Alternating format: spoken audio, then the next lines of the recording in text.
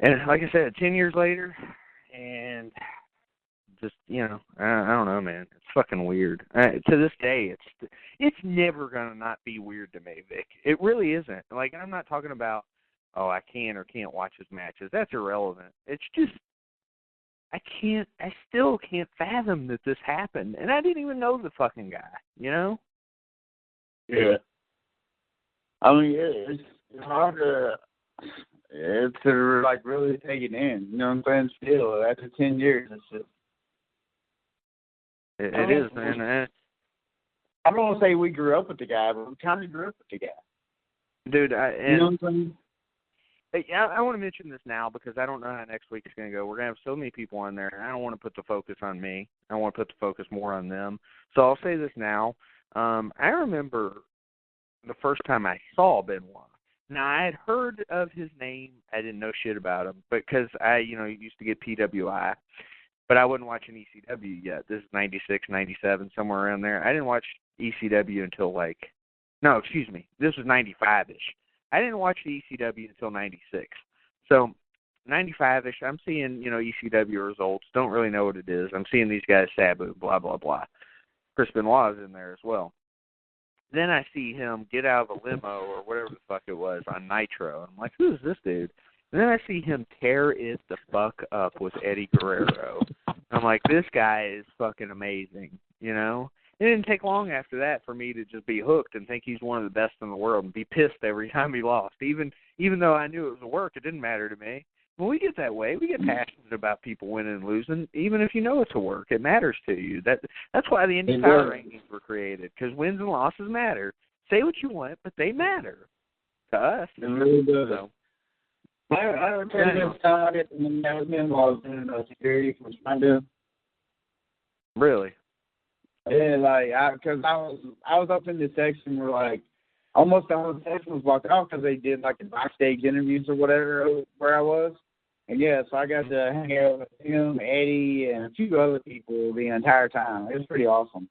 Stephanie was back there. I think Ray was back there, and Brooklyn Broad was actually sitting in my section with two rats trying to hook it up for later. It's pretty awesome. That's awesome.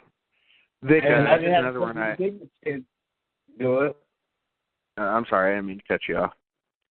I didn't have to check any tickets because nobody was sitting in there, so I get to watch the show and hang out with them. It's pretty awesome. I was going to say, you should look up, just type in New Jack and Chris Benoit, and listen to what New Jack has to say about it. Oh, Lord. Oh, yeah. Dude, he goes on a rant, and he fucking goes nuts. You got to hear this shit. And to be honest with you, I can't disagree with what New Jack says. So you need to hear it, and you'll know what I'm talking about. So. I mean, I could see New Jack killing a person too. Oh, he has, though. He has justifiable homicides. Remember, he was a bounty hunter. Oh, yeah, good point. And New Jack has killed people. But, there's a difference between killing criminals and choking your son to death. You know what I'm saying? Yeah. I'm sure he's killed more than just criminals, though. He's trying to kill real people. Just because I don't know. New Jack. Maybe. I don't know, man. He feels pretty damn strongly about this whole thing. Yeah, I hear it, but it's fucking crazy. And the whole thing's still, 10 years later, I'm interested to hear what these wrestlers have to say about it. They're in the business. How do you feel about this guy now? I mean, you never knew him. I assume none of them knew him that we're going to talk to. I tried to get people who have actually talked to him, but they probably won't come on for anybody who's not like Jericho or whoever, Exactly. It is. Yeah, exactly. Fuck them. You're a bum. Nobody's going to put you on their show. Fuck off. But it is what it is. Next week's still going to be a really good show because I still have really, really strong emotions about the whole thing. I feel like, to this day, I still feel, and I didn't even know the guy, but I just feel betrayed. Dude, there's so many other things you could have done. Why did you do this? Of all the things you could have fucking done, why this? Take off, disappear. Why? This is the one thing I hate is you don't know because he killed himself, so you'll never know why he did it. You know what I'm saying? No, you won't. You won't. You'll never know. What the fuck? Did he snap? Was he always a piece of shit? What is the deal? And, to hear people talk about him, they all acted like he was the greatest guy, but just quiet. Was he quiet because he's fucking nuts? Did he snap? The fact that we'll get into this, but the fact that he had an 85-year-old man's brain doesn't mean that he should kill somebody. Those NFLers weren't killing people. They were killing themselves. I had heard, though, after the autopsy, too, that his heart was enlarged, so he probably wasn't going to be around much longer anyway. But, him not being around much longer anyway would have meant he would have been in the Hall of Fame and, and still had, let's not forget, he didn't just die. You know what I'm saying? Yeah, exactly. And I also want to make the point, too, that Nancy wasn't just killed by accident. People talk about that a lot, like, they got into it, and he accidentally choked her to death, and then didn't know what to do, so he ended up killing Daniel. So Daniel didn't have to live without them. No, she was brutalized, tied up, and choked to death. Yeah. I want to make that clear to people that because there's a lot of crazy theories out there, and one of them is that he accidentally killed her.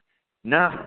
This was not an accident. You can come up with all your conspiracy theories all you want. This was not an accident. This was, I don't know if it was premeditated, but it was absolutely murder.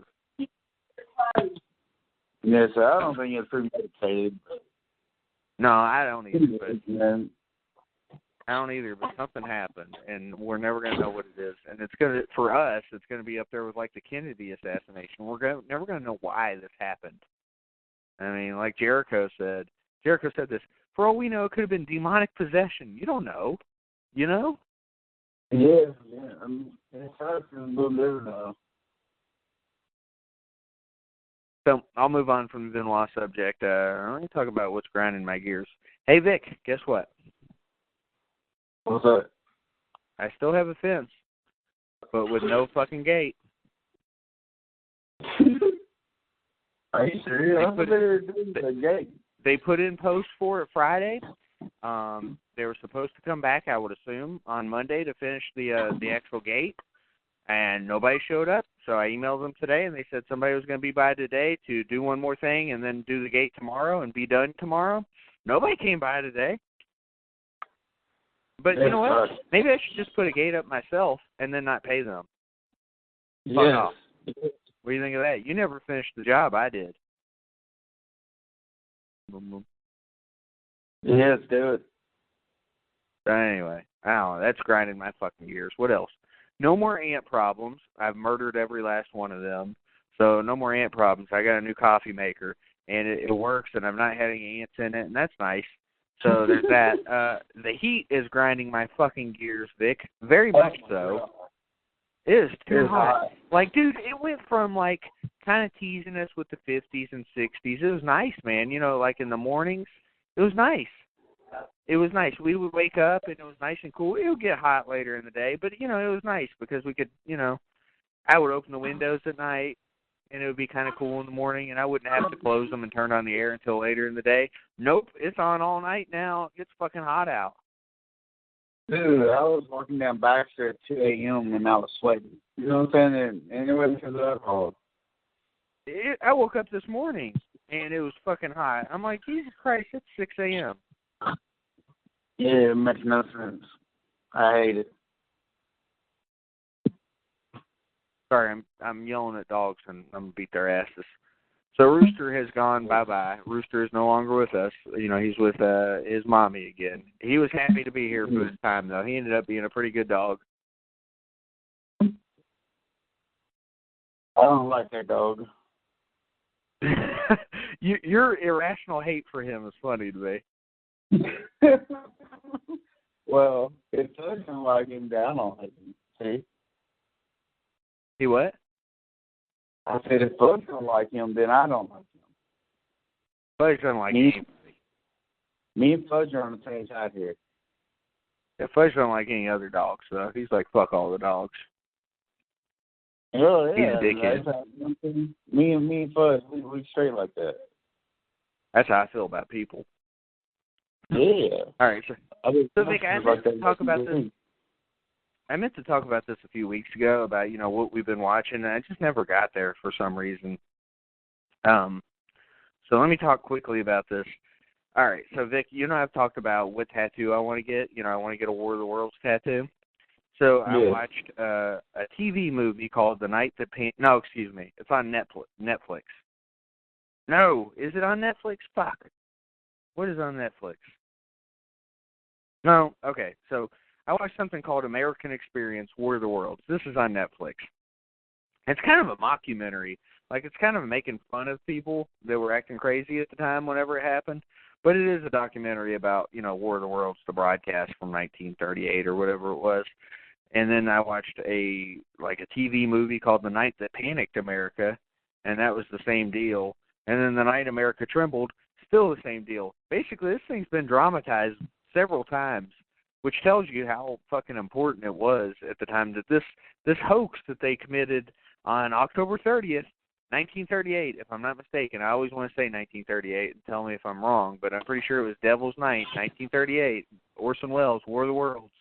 Yep, Wells Scares the Nation, October 30th, 1938, with his radio drama of War of the Worlds. It was amazing. Dude did not give a fuck about anything, and so that's why I love the dude so much, and I want to get, that tattoo so badly.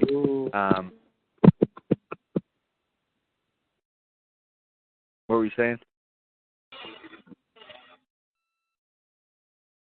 I think Vic, are you there? Vic? I think Vic might have gone away. Hello, darkness, my old friend. And he hung up. Sorry about that. Anyway, so yeah, War of the Worlds, I've been hyped into it. I'll probably get hyped again in October. I want to, plug this one more time because it's important. Our main event of the month next week is the Chris Benoit show. A huge show indeed. And I'm looking forward to it. I can't wait to talk about it. Vic's coming in right now. He's trying to get back in.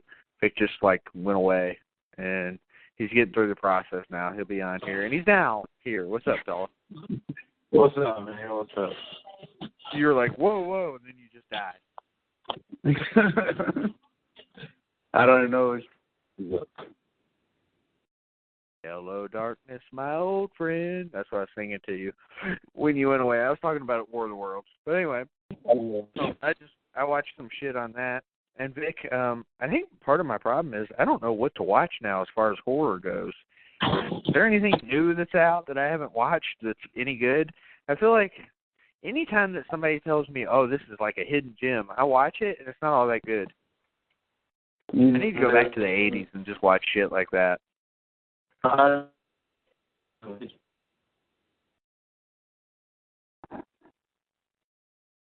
Exactly. I think your phone's still breaking up.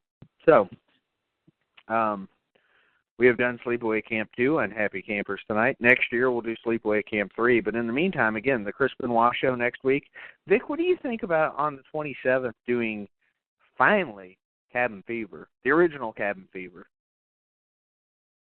Yes. Are you good with that? If I can't find somebody for the Donner Party show, or the guy that I had been talking to, or another Jonestown show, we do Cabin Fever. Yes. I think it's long overdue. Yes. Yeah, I need some violence for the sake of violence. So, excited to do that. But yeah, man, this is a fun show. Sleepaway Camp 2 was awesome. Sleepaway Camp, it's on Filling the Void. You guys can listen to it now. Also, we've got our shows with John Borowski on there on Spreaker. Vic, what else do we have on there? Aaron Hernandez and Steve Stevens. We've got the Toolbox Murders, Toolbox Killers. We've got, what else am I missing? The Windmill on there. Oh, yeah. Of course, you can go Trav.